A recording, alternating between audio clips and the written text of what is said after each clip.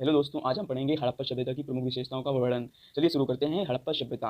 हड़प्पा सभ्यता की सर्वाधिक प्रभावशाली विशेषता उस नगर की निर्माण योजना है जो इसे समकालीन सभ्यताओं से अलग करती है। ये यहाँ के नगरों को देखकर ऐसा लगता था कि उनको पहले से प्लानिंग करके बसाया गया हो, यानी योजना बना के बसाया गया हो। प्रत्येक नगर नदी के किनारे या उसके नजदीक बसा हुआ होता था। हड़प्पा सभ्यता के प्रमुख नगर मोहनजोदड़ो, कालीबंगा और लोथल थे। अब से शुरू करते हैं भवन निर्माण। भवन निर्माण कैसे थे? देखो, जो भवन निर्माण थे वो भी पक्की ईंटों के बने हुए होते थे। यानी सिंधु घाटी सभ्यता के लिए लोगों के भवनों के निर्माण में पक्की ईंटों का प्रयोग करते थे।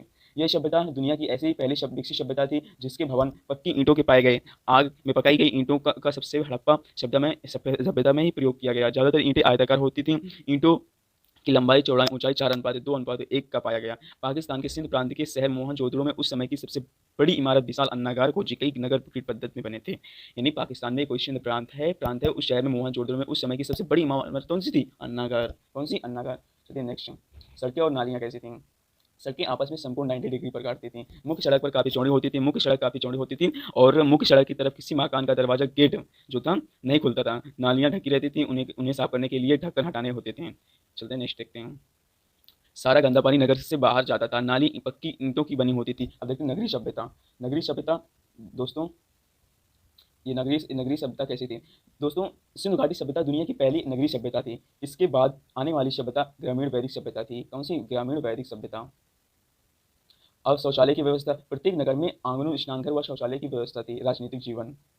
हड़प्पा सभ्यता के लोगों के राजनीतिक जीवन से सर्वाधिक कोई ठोस प्रमाण नहीं मिले। इनके राजनीतिक जीवन के बारे में अलग अलग विद्वानों के विचार में समानता नहीं है। आर्य शर्मा के अनुसार व्यापारी वर्ग के हाथ में शासन व्यवस्था। स्टुअर्ट पिगट के अनुसार हड़प्पा व मोहनजोदड़ो इस विशाल साम्राज्य की जुड़वा राजधानी, यानी हड़प्पा व मोहनजोदड़ो थी इस साम्राज्य की विशाल राजधानी हुआ करती थी उस टाइम की सिंधु घाटी सभ्यता के समय। पिगट के अनुसार पुरोहित वर्ग का शासन रहा होगा, मतलब बहुत पहले वाले वर्ग।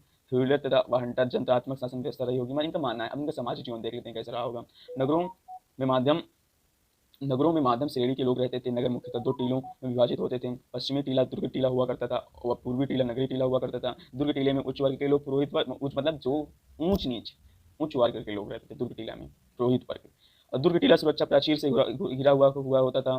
धौलावीरा नगर 3 भागों में विभाजित था। यहाँ मध्यम वर्ग के अस्तित्व मिला था। यहाँ के मध्यम बीच के लोग, मतलब कि सामान्य लोग, जहाँ एक स्टेडियम के साक्ष्य मिले हैं। कालीबंगा ऐसा नगर था जहाँ पूर्वी व पश्चिमी दोनों टीले सुरक्षा प्राचीर से घिरे हुए हैं, जबकि चंद्रहुदड़ो नगर में कोई भी टीला सुरक्षा प्राचीर से घिरा हुआ नहीं था। लोगों का पहनावा कैसा था?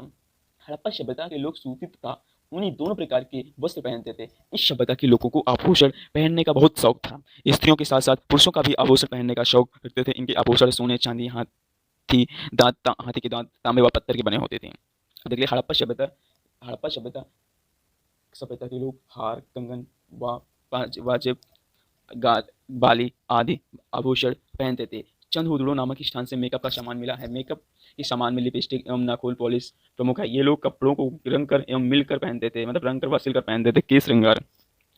सिंधु घाटी के लोगों में केश सज्जा का चलन, पुरुषों में दाढ़ी मूछ रखने का, दाढ़ी बनाने का रिवाज था। स्त्रियों में लंबे बाल रखने का, मांग भरने का, जुआ बनाने का प्रथा प्रचलित थी। मोहनजोदड़ो से दाढ़ी वाले बाजार राजा की मूर्ति प्राप्त हुई। समाधान शब्द। हड़प्पा सभ्यता में आर्थरिक कब्रिस्तान था की खुदाई में मिला है, जबकि मोहनजोदड़ो नगर में कोई कब्रिस्तान नहीं मिला है।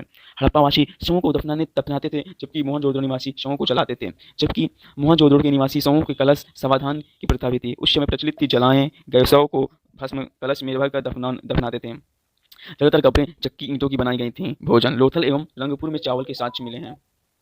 गेहूं, जौ, चावल आदि इस सभ्यता के प्रमुख अनाज थे। हड़प्पा सभ्यता एवं मसालेदार दानियां भी मिली हैं, जिससे अनुमान लगाया जा सकता है कि हड़प्पा सभ्यता के लोग मसालेदार भोजन का भी प्रयोग करते थे। सिंधु घाटी के लोग मछली, सुअर, भेड़, मुर्गी का मांस खाते थे। अब देखिए मनोरंजन का साधन क्या था हड़प्पा सभ्यता के लोगों का?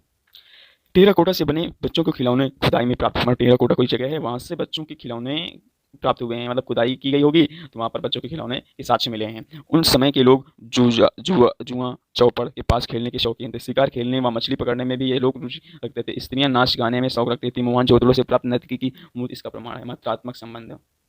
समाज में स्त्रियों विशेष का स्थान था, मतलब समाज में स्त्रियों का एक बहुत विशेष स्थान था उनका। उस काल में परिवार समाज की मूल इकाई थी। हड़प्पा संस्कृति का समाज मातृसत्तात्मक था। परिवार का प्रधान माताएं होती थी, मतलब उस टाइम पे परिवार का जो मुखिया था माताएं लोग होती थी। उस समय पर्दा प्रथा का प्रचलन नहीं था। खुदाई में माता देवी की मूर्तियां मिली हैं। समाज के 4 वर्ग थे: पुरोहित वर्ग, व्यापारियों की अध्याय। थैंक यू दोस्तों, अगर वीडियो पसंद आई हो तो लाइक शेयर सब्सक्राइब कर जाना और हमारे बेल आइकन को जरूर दबाइएगा। Thank you. जय हिंद, जय